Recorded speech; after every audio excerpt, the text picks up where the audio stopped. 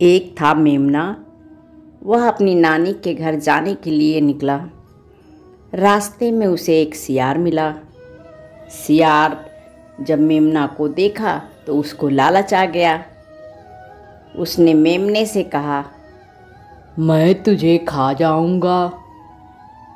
मेमने ने कहा, नानी के घर जाने दो, नानी के घर जाने दो, मोटा ताज़ा होने दो, फिर मुझे तुम खा जाना, फिर मुझे तुम खा जाना। सियार ने सोचा, एक छोटे से मेमने से तो पेट भी नहीं भरेगा।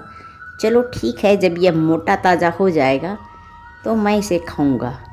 और उसने मेमने से कहा, ठीक है, जाओ। अब मेमना आगे बढ़ा। अभी थोड़ी ही दूर गया था कि उसे रास्ते में एक चालाक चील मिल गई। चील ने मेमने को देखा तो वह मेमने से बोली, मैं भी तुम्हें खाऊंगी।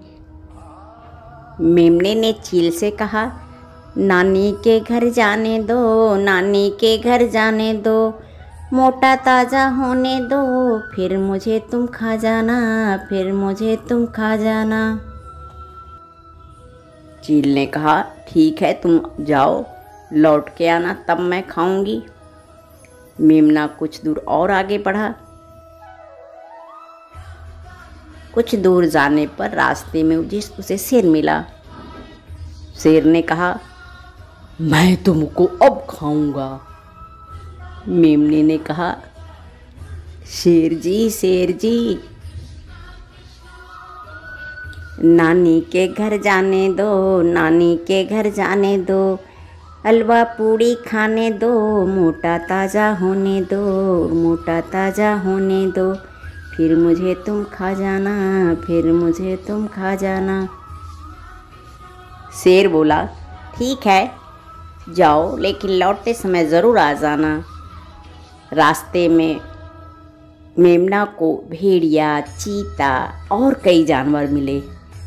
उसने सबको एक ही बात कही, नानी के घर जाने दो, नानी के घर जाने दो, हलवा पूड़ी खाने दो, मोटा ताज़ा होने दो, मोटा ताज़ा होने दो, फिर मुझे तुम खा लेना, फिर मुझे तुम खा लेना। नन्हा सा भोला भाला मेमना बेचारा अपने नानी के घर पहुंचा। नानी मेमने को देख के बड़ी खुश हुई। नानी ने कहा, चलो, तुम कितने दुबले पतले हो, तुम्हें मैं रोज़ कुछ न कुछ अच्छा खिलाऊंगी ताकि तुम स्वस्थ हो जाओ, तुम्हें हट्टा कट्टा बना दूंगी। मेमने ने कहा, हाँ नानी, मुझे हट्टा कट्टा बना दो, मैंने बहुत सारे जानवरों से वादा करके रखा है, वे सब के सब मुझे खाना चाहते हैं। मेमना बहुत दिनों तक नानी के घर में रहा। नानी ने उसे खूब खिलाया पिलाया, घुमाया फिराया। वह सचमुच हट्टा कट्टा बन गया। अब उसका दिमाग भी बहुत तेज़ चलने लगा। अब उसके लौटने का समय हो रहा था। उसके दिमाग में एक युक्ति आई।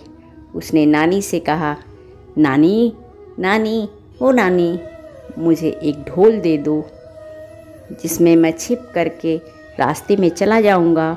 कोई मुझे देख नहीं सकेगा, कोई मुझे पहचान नहीं सकेगा, इस प्रकार के कोई मुझे खा नहीं सकेगा। नानी ने मेमने के लिए एक बढ़िया सा मजबूत ढोल बनवा दिया। भीतर बहुत ही खूबसूरत ढंग से गुदड़ी सी बिछाई। नानी ने मेमने को ढोल में बिठा दिया। अब नानी ने ढोल को बहुत तेज़ी के साथ धक्का मारा कि वह लुढ़कता हुआ चल पड़ा। ढोल आगे बढ़ता जा रहा था। रास्ते में उसे शेर मिला।